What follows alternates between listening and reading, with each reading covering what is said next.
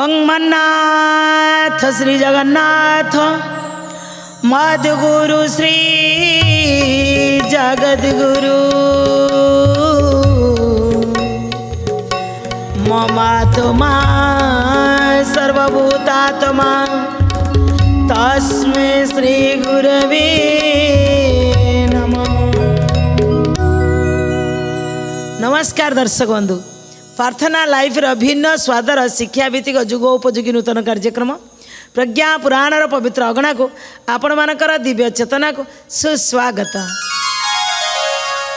दर्शक बंधु, आज शुणा अंध परंपरा को अनुसरण करवा नहीं। आज्ञा ठीक कथा ना, अंध परंपरा जो आम अंधविश्वास से गुड़ा तो ताकू के अनुसरण करने कथा नुहे, कहीं अंधविश्वास मनुष्य मरी थाए।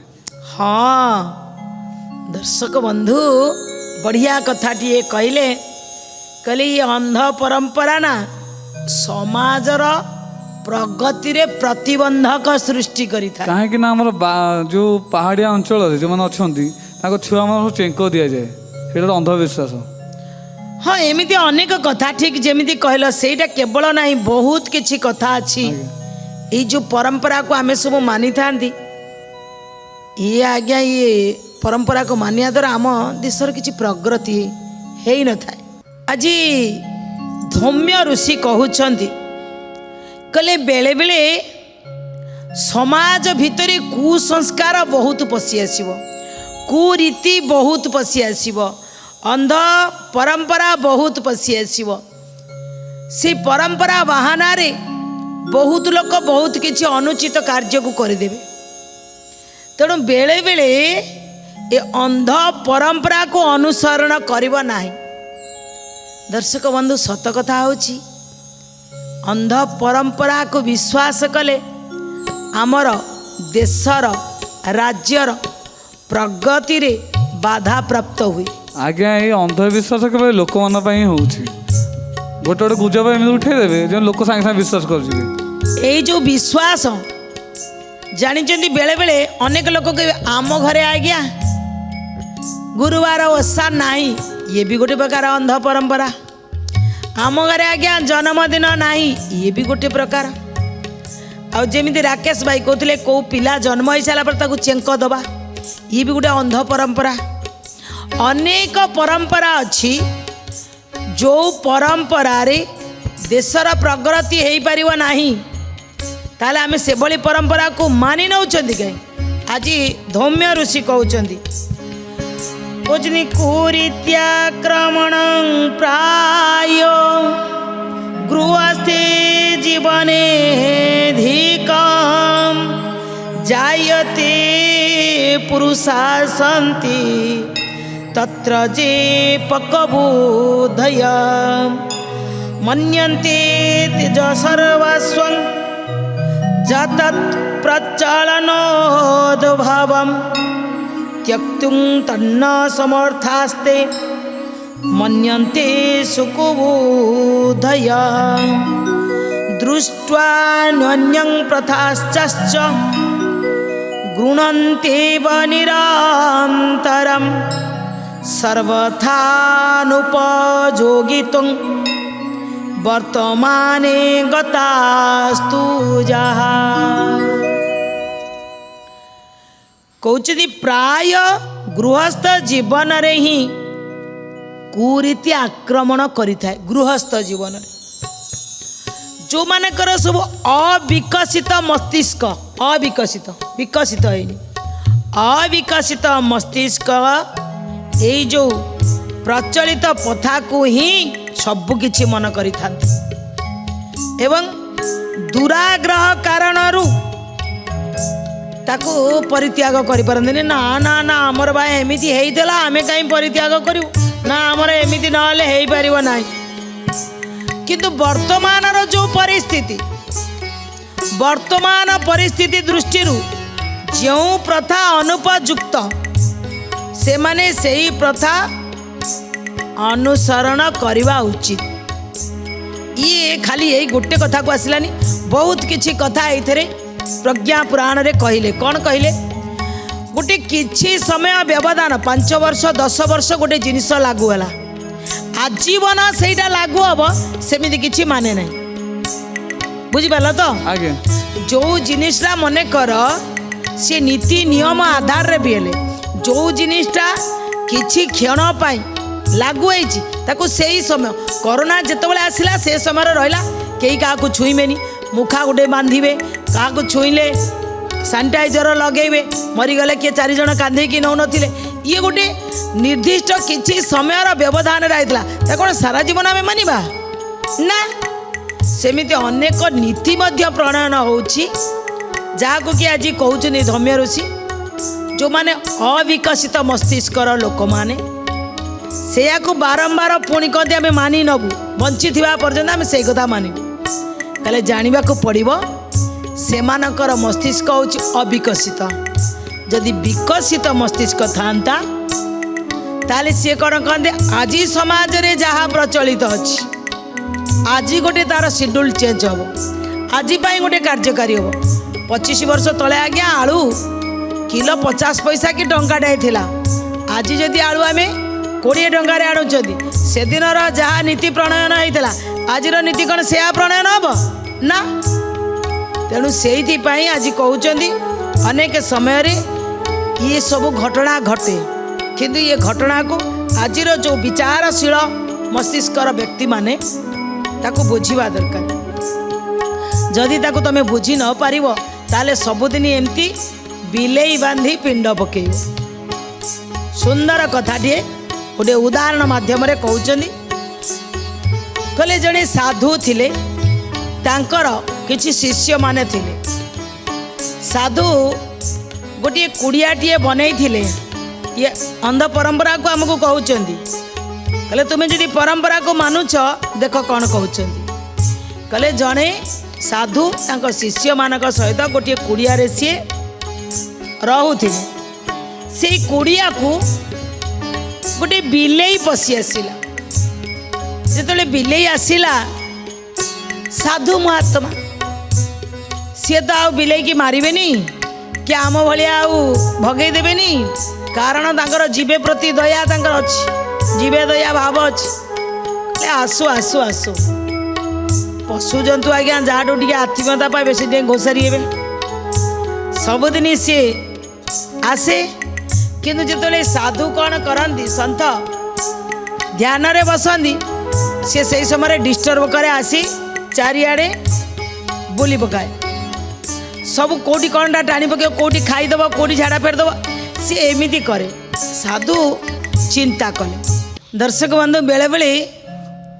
आम मस्तिष्क मध्य एमती हो जाए जे आमर जहाँ चली आसूची आमे ताकू चलई नबू आम गाँव रे आज्ञा एमती हुए माने आमे सेमिति करिवु ए जो किए गोटे आसिक कहीदेव कि जार गोटाए पुआ अच्छी से 3 जण घर मागिकी आणिकी जाई कौटी पूजा कर आमे ताकू मानि नहीं गले किए कहला आम घरे आज्ञा बाहाला परे गोड़ मुदी लगेबनी आमे ताकू मानि नेले अरे बाहाला परे पुणी गोड़ मुदी कौन लगेबनी ना ना बाहागर आसव कि चूड़ी लगेबनी कहीं ना ये आमर जड़े चूड़ी पिंधुला सी मरीगला कही से दिन चूड़ी पिंधावनी अरे ये कि बाहागर बाहागर हो सारी सिंदूर पिंधबनी कारण आम वंशे आज्ञा ना ये जो अंध परंपरा को अनेक लोक आज्ञा मत फोन कर आम परिवार गुरुवार ओषा ना गुरुवार ओषा ना माने तुमर लक्ष्मी दरकार ना खाऊ न भात खाऊ न कि करूँ ये ना कौन ये कहते ए अविकसितर मस्तिष्क होइले प्रचलित प्रथा माने सुधी जाने प्रचलित प्रथा माने प्रगतिशीलता मनोभाव थिले प्रगतिशीलता मनोभाव थिले मर्यादा पालन जाने सुधी जाने मर्यादा पालन जाने सुधी जाने मर्यादा पालन जाने पुरातन कालु चली आसुथिबा परंपरा प्रचलन सुधी जाने परंपरा प्रचलन तर्क द्वारा ताकू परीक्षा न करी तर्क द्वारा ताकू परीक्षा न करी मानिबा नुहे सौजन्य सुधी जाने मानिबा नुहे सौजन्य सुधी जाने मानिबा नुहे सौजन्य कहले जदि यही कथा को ये सब किए करांती ना अविकसित मस्तिष्क ପ୍ରଥାକୁ ମାନିଯିବେ। କିନ୍ତୁ ପ୍ରଗତିଶୀଳତା ଯେଉଁମାନଙ୍କ ପାଖରେ ଥିବ ସିଏ କାହିଁକି ଏଇ ପ୍ରଥାଟାକୁ ମାନିବ? କହିଲେ ସିଏ ପୁରାତନ କାଳରୁ ଯେଉଁଟା ଚଳିଯାଇଛି ତାକୁ ତର୍କ କରିବ, ତାର୍କିକ ମତଲବ ଆଣିବ। କ'ଣ ପାଇଁ ତମର ବିବାହ କରିସାରିଲା ପରେ ସିନ୍ଦୁର ପିନ୍ଧିବନି? ନା ଆମର ଜଣେ ମରିଯାଇଥିଲା, ଆରେ ମରୁଛନ୍ତି ତ ଦୁନିଆରେ ଶହେ ଶହେ ଲୋକ, ଜଣେ ସିନ୍ଦୁର ପିନ୍ଧି ମରିଥିଲା ବାହାଘର ଦିନ ବୋଲି ଆଉ କ'ଣ କେହି ସିନ୍ଦୁର ପିନ୍ଧିବେନି? ଥରେ ତମେ ଗାଡ଼ିଟା ନେଇକି ଯାଉଛ, ଆକ୍ସିଡେଣ୍ଟ ହେଇଗଲା, ତା ମାନେ ଜୀବନରେ ଆଉ ଗାଡ଼ି ଚଲେଇବନି? ଆଜ୍ଞା, ଜଣେ ଯାଉଛି ଆକ୍ସିଡେଣ୍ଟ ହେଲା, ତା ମାନେ କ'ଣ ଜୀବନରେ ଆଉ ଗାଡ଼ି ଚଲେଇବନି? ସେଇ ତ ଏ ଯେଉଁ ପରମ୍ପରା, ଏ ଛୋଟିଆ କଥାକୁ ନେଇକିରି ପରମ୍ପରା ଲଗେଇ ଦିଅନ୍ତି, ତାକୁ କ'ଣ କରିବ ନା ତମେ ତର୍କ ଦ୍ୱାରା ଭାଙ୍ଗିବ। ଆଜ୍ଞା, ଯେଉଁ ବହୁତ ମଣିଷ ଏମିତି ଅଛନ୍ତି, ବହୁତ ଦୁଃଖଦ ଘଟଣା, ଖାଇଥିବା ଅବସ୍ଥାରେ ବି ହାର୍ଟ ଚୋକ୍ ହେଇ ମରିଯାଉଛନ୍ତି, ତାହେଲେ କ'ଣ ଖାଇବା ଛାଡ଼ିଦେବେ କି? ହଁ, ଠିକ୍ ଠିକ୍, ଇଏ ବି ଗୋଟେ କଥା। ମାନେ କେଉଁଠି ବି କେମିତି ବି ମୃତ୍ୟୁ କେଉଁଠିକି ଆସିପାରେ, କିନ୍ତୁ ତାର ମାନେ ନୁହଁ ଯେ ଆମେ ତାକୁ ଗୋଟେ ପରମ୍ପରା କରିଦେବା। ଆମ ଘରେ ଜନ୍ମଦିନ ନାହିଁ, ଆମ ଘରେ ଏଇଟା ନାହିଁ, ଆମ ଘରେ ସେଇଟା ନାହିଁ, ଅନେକ ପରମ୍ପରା। କିନ୍ତୁ ଆଜି ଯେତେବେଳେ ଉଦାହରଣ କହୁଛନ୍ତି ସାଧୁ ଜଣେ, ତାଙ୍କ ପାଖରେ ଶିଷ୍ୟ ଅଛନ୍ତି, ସାଧୁଙ୍କ କୁଡ଼ିଆକୁ ଆସୁଥିଲା ବିଲେଇଟା। ସାଧୁ ଦେଖିଲେ ବିଲେଇ ଧ୍ୟାନରେ ବାରମ୍ବାର ଆଖି ବୁଜିଲା ମାନେ ସିଏ ଏମିତି ମ୍ୟାଉ ମ୍ୟାଉ କରୁଛି, ଧ୍ୟାନରେ ବ୍ୟାଘାତ ସୃଷ୍ଟି କରୁଛି। ସାଧୁ କ'ଣ କଲେ? ଗୋଟେ ରସି ଆଣିଲେ, ବିଲେଇକି ବାନ୍ଧିଦେଲେ। ବାନ୍ଧି ଦେଇ ସାଧୁ ଯେଉଁ ବସିକିରି ଖଟୁଲିରେ ଜପ କରନ୍ତି, ସେ ଖଟୁଲି ଗୋଡ଼ରେ ବିଲେଇକି ବାନ୍ଧିଦେଲେ। ବିଲେଇ ସେଇ ଆଗରେ ବସିଲା। ସାଧୁ ତାପରେ ତପସ୍ୟା କଲେ, ସିଏ ଆଉ କେଉଁଠି ଆସି ଲାଗୁନି। ସମୟ ଗଡ଼ି ଚାଲିଲା, ବିଲେଇର ମଧ୍ୟ ଅଭ୍ୟାସ ହେଇଗଲା। ବିଲେଇ କ'ଣ ଆଜ୍ଞା ସବୁଦିନ ବଞ୍ଚିଥିବ କି? ଆଗେ ସାଧୁ ଗୋସେଇ ଚାଲିଗଲେ ଉପରକୁ। ସାଧୁ ଗୋସେଇ ଚାଲିଗଲା ପରେ ସବୁଦିନ ଯେମିତି ସିଏ ଆଗେ ଧ୍ୟାନ କରାନ୍ତି, ଏମିତି ବସନ୍ତୁ, କିଛି ସମୟ ପାଇଁ ନିଜକୁ ପୁରା ସମ୍ପୂର୍ଣ୍ଣ ଇଏ ତେଲ ଲୁଣର ବ୍ୟସ୍ତବହୁଳତା ଭିତରୁ ଟିକେ ବାହାରକୁ ଆସ, ଏକଦମ ଭଗବାନଙ୍କ ପାଖରେ ଏକମୁଖୀ ହେଇ ବସ, ଯେମିତି ମହାତ୍ମା କହୁଥିଲେ ଶିଷ୍ୟମାନେ ସେମିତି କରୁଥିଲେ। ଚାଲିଗଲେ ଗୁରୁ ଚାଲିଗଲା ପରେ କିଛି ଦିନ ସେ ବିଲେଇଟା ବି ଗୁରୁକୁ ଝୁରି ଝୁରି ମରିଗଲା। ଏଇ ଯେଉଁ ତାଙ୍କ ଚେଲା ଚାମୁଣ୍ଡା ଥିଲେ, ତାଙ୍କ ଶିଷ୍ୟମାନେ, ଏମାନେ ଯେତେବେଳେ ଜପ କରିବାକୁ ବସନ୍ତି ଆଉ ଧ୍ୟାନ ଲାଗେନି। କହିଲେ କିଛି ତ କାରଣ ଅଛି। ତାଙ୍କ ଭିତରେ ପରସ୍ପର କଥା ହେଲେ, କହିଲେ ଧ୍ୟାନ କାହିଁ ଲାଗୁନି? ଗୁରୁଙ୍କର ଯେଉଁ ଆସନରେ ଗୁରୁ ବସିକିରି ଧ୍ୟାନ କରୁଥିଲେ, ଏ ଗୁରୁଙ୍କ ଆସନ ଆଣି ପକେଇ ତାପରେ ବି ବସି ଧ୍ୟାନ କଲେ। ଗୁରୁଙ୍କ ଆସନରେ ବସିଲେ କ'ଣ ଧ୍ୟାନ ହେବ? ଧ୍ୟାନ ପାଇଁ ତ ନିଜର ମନର ଏକାଗ୍ରତା ଦରକାର। ତଥାପି ବି ଧ୍ୟାନ ସାଧନା ହେଇପାରିଲାନି। ତା ଭିତରୁ ଜଣେ ବୁଦ୍ଧିମାନ ଥିଲେ, କହିଲେ ହେଇ ଆରେ ମୁଁ ଜାଣିଛି ଠିକ୍ ସୂତ୍ରଟା। କହିଲେ କ'ଣ ସୂତ୍ର? କହିଲେ ଆରେ ଗୁରୁଦେବ କ'ଣ ଖାଲି ବସିକିରି କରୁଥିଲେ କି? ଗୋଟେ ବିଲେଇ ବାନ୍ଧି ନଥିଲେ? ହଁ, କହିଲେ ଗୁରୁଙ୍କ ଦେଆ ବସନରେ ବିରାଡ଼ିକୁ ବାନ୍ଧି ଖୁଣ୍ଟିରେ, ବିରାଡ଼ିକୁ ବାନ୍ଧି ଖୁଣ୍ଟିରେ, ବିରାଡ଼ିକୁ ବାନ୍ଧି ଖୁଣ୍ଟିରେ, ବିବେକହୀନ ଯିଏ ଥିବ ଅନ୍ଧ ପରମ୍ପରା ମାନିବ, ଅନ୍ଧ ପରମ୍ପରା ମାନିବ, ଅନ୍ଧ ପରମ୍ପରା ମାନିବ। କହିଲେ ଗୁରୁଦେବ ଯେମିତି ଗୋଟେ ବିଲେଇ ବାନ୍ଧୁଥିଲେ, ଆମକୁ ଗୋଟେ ଆଣିବାକୁ ପଡ଼ିବ। ବିଲେଇ ଖୋଜିବାକୁ ଗଲେ, କେଉଁଠୁ ଆଣିବା ବିଲେଇ? ଗୋଟେ ଗାଁ ଭିତରକୁ ଗଲେ। କହିଲେ ଆଜ୍ଞା ଗୋଟେ ବିଲେଇ ଆମକୁ ଦିଅ। ଲୋକମାନେ ପଚାରିଲେ ବିଲେଇ କ'ଣ କରିବ? ନା ଧ୍ୟାନ ସାଧନା ପାଇଁ ବିଲେଇର ଆବଶ୍ୟକତା। ଇରେ ଧ୍ୟାନ ସାଧନା ପାଇଁ ବିଲେଇ କାହିଁ ନେବ? ନା ଆମ ଗୁରୁ ଯାହା କରିଛନ୍ତି, ଆମେ ସେ ପରମ୍ପରା, ଆମେ ତାଙ୍କ ଶିଷ୍ୟ, ଆମେ ସେଇ ପରମ୍ପରାକୁ ଅନୁସରଣ କରିବୁ। ମାନେ ଗୁରୁଠୁ ତହୁଁ ବଡ଼ ଶିଷ୍ୟ। ଆରେ ଗୁରୁ ସିନା ବିଲେଇ ପ୍ରତି ଗୋଟେ ଦୟାଶୀଳ ହେଇକି ତାକୁ ବାନ୍ଧି ଦେଇଥିଲେ। ଆଜ୍ଞା, ଏମାନେ ପୁରା ବିବେକହୀନ, ନିର୍ବୋଧ। ହଁ, ଅବିଚଳିତ ମସ୍ତିଷ୍କ ଏମାନଙ୍କର। ଆଜ୍ଞା, ସିଏ କହୁଛନ୍ତି ଆମେ ଗୋଟେ ବିଲେଇ ନେବୁ, ବିଲେଇ ନେଲେ ଧ୍ୟାନ ସାଧନା ବଢ଼ିଆ ହେବ। ଗାଁରେ କହିଲେ ହଁ ତାଙ୍କର ଗୁରୁ ଯେମିତି ବିଲେଇ ବାନ୍ଧିକିରି ଧ୍ୟାନ କରୁଥିଲେ ତ ପିଲା ବି କରିବେ। ଗାଁରେ ଗୋଟେ ବିଲେଇ ଦେଇଥିଲେ, ଶିଷ୍ୟମାନେ ବିଲେଇ ଧରିକି ଆସୁଛନ୍ତି। ଦର୍ଶକ ବନ୍ଧୁ, ବେଳେବେଳେ ଆମ ମନ ଭିତରେ ପ୍ରଶ୍ନ ଉଠେ, ଆମେ କଥା କଥାକେ କହନ୍ତି ନା ବିଲେଇ ବାନ୍ଧି ପିଣ୍ଡ ପକେଇବା, ତାର ଅର୍ଥ କ'ଣ ଜାଣିଛ? ଜଣଙ୍କ ଘରକୁ ସବୁବେଳେ ବିଲେଇ ଆସୁଥିଲେ ଆଜ୍ଞା ହେଲା, ଆଜ୍ଞା ବିଲେଇ ଆସୁଥିଲେ, ତାଙ୍କର ସେଦିନ ଶ୍ରାଦ୍ଧ ପିଣ୍ଡ ଦେବାର ଅଛି। ସେ ଶ୍ରାଦ୍ଧ ପିଣ୍ଡ ଦେଲା ବେଳକୁ ବିଲେଇ ଆସି ସବୁଥିରେ ମୁହଁ ମାରିଦେବ। ଆଜ୍ଞା ତା ଶାଶୁ କ'ଣ କଲା, ଗୋଟେ ଯେଉଁ ବାଉଁଶ ଟୋକେଇ ଥିଲା ସେ ଟୋକେଇଟା ଆଣିକିରି ବିଲେଇ ଉପରେ ଉଗାଡ଼ି ପକେଇଲା, କହିଲା ଇଏ ଏଇଠି ଉଗାଡ଼ି ହେଇଥାଉ ହେଲା, ତାପରେ ପିଣ୍ଡ ସରିଯାଉ, ନହେଲେ ସିଏ ଆସି ମୁହଁ ମାରିଦେବ। ପିଣ୍ଡଟା ପକେଇ ଦେଇ ସରିଗଲା। ସେଇ ବର୍ଷ ଶାଶୁ ମରିଗଲେ। ତାଙ୍କର ଯେଉଁ ବୋହୂମାନେ ଥିଲେ ସେଇ ପରମ୍ପରା ମାନିଲେ ଆଉ। ସିଏ କହିଲେ ଆଉ ଆମର ଶ୍ରାଦ୍ଧ ହବ, କହିଲେ ବିଲେଇ ଖୋଜ।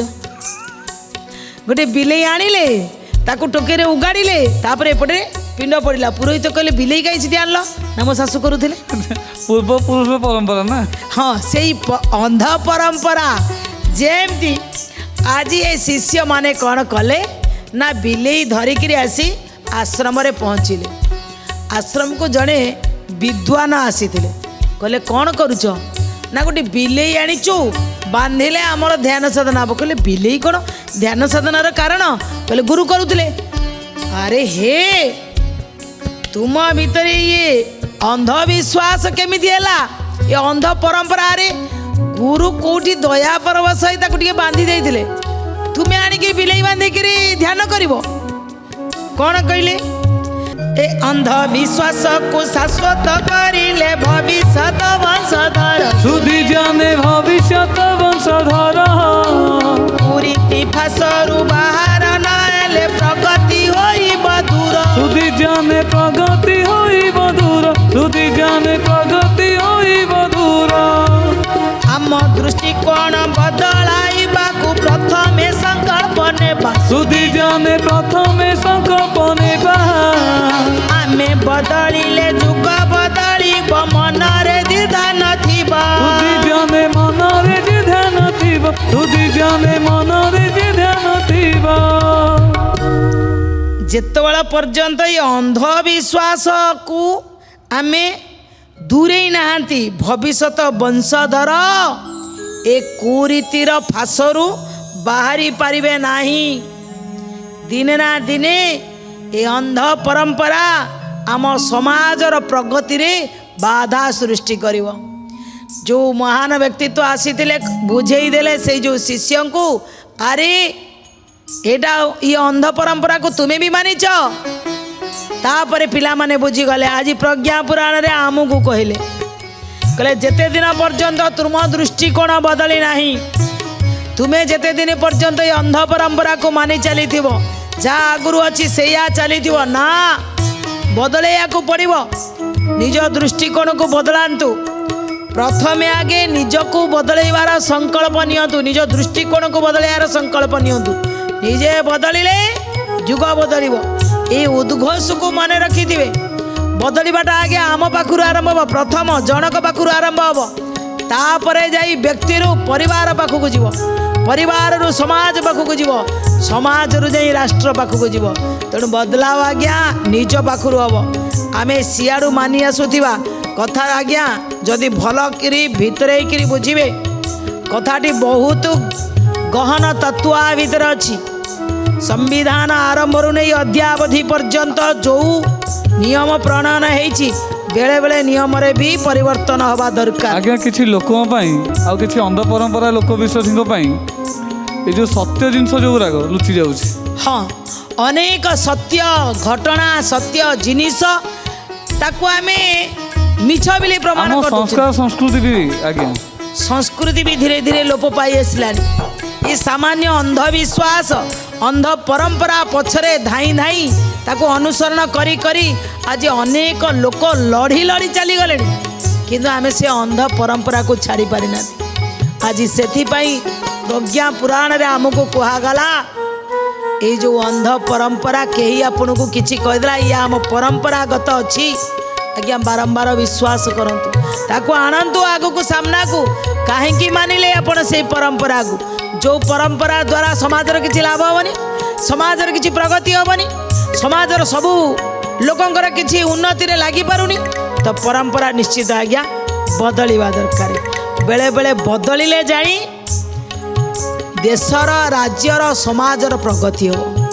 आज आमको कहीकि ये धौम्य ऋषि कहते जितेबाला दाम्पत्य जीवन को तुम्हें आसीगल, जितेबाला तुम्हें गोटे गृहस्थ जीवन को आसीगल, ये गृहस्थ जीवन रे से जो कुरीति से जो परंपरा को जबरदस्ती आनिक मानती, किंतु तुम भीतर यदि ज्ञान अच्छी, तुम भीतर यदि दृष्टिकोण अच्छी, तुम भीतर यदि विचार अच्छी, तुम विचार यदि प्रगतिशील अच्छी, ताले तुम्हें तर्क कर।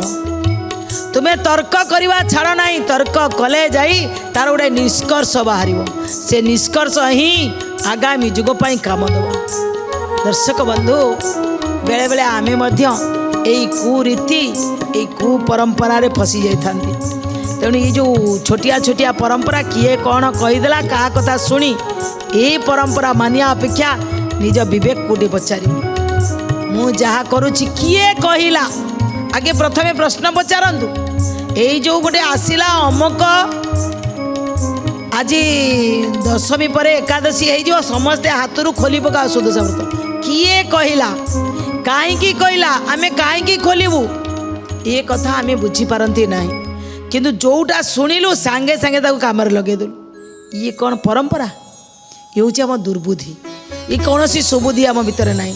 तेणु दुर्बुद्धि की दूर करंतु, सुबुद्धि की पाख को आणंतु। कहीं जब दृष्टि को न बदला तो खतरा ही खतरा ही, जब दृष्टि को न बदला तो खतरा ही खतरा है। फिर हमसे ना कहना, फिर हमसे ना कहना, यमराज बुलाते हैं, यमराज बुलाते हैं, महाकाल बुलाते हैं, यमराज बुलाते हैं, महाकाल बुलाते हैं। युग धर्म निभाने को जो भी अकुलाता है, उस जागृत आत्मा को महाकाल बुलाते हैं, उस जागृत आत्मा को महाकाल बुलाते हैं।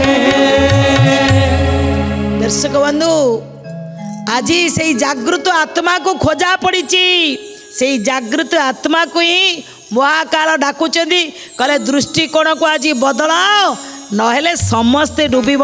जमराजा बुलाते हैं समस्ते डूब। जदि दृष्टिकोण बदल तो महाकालंकर कृपा छाई तले रहिबो। दर्शक बंधु ये कामनार सहित आज कथा को आम ये रखुचु। दर्शक बंधु विदाय नवा पूर्व से अमूल्य कथाटी शुणा।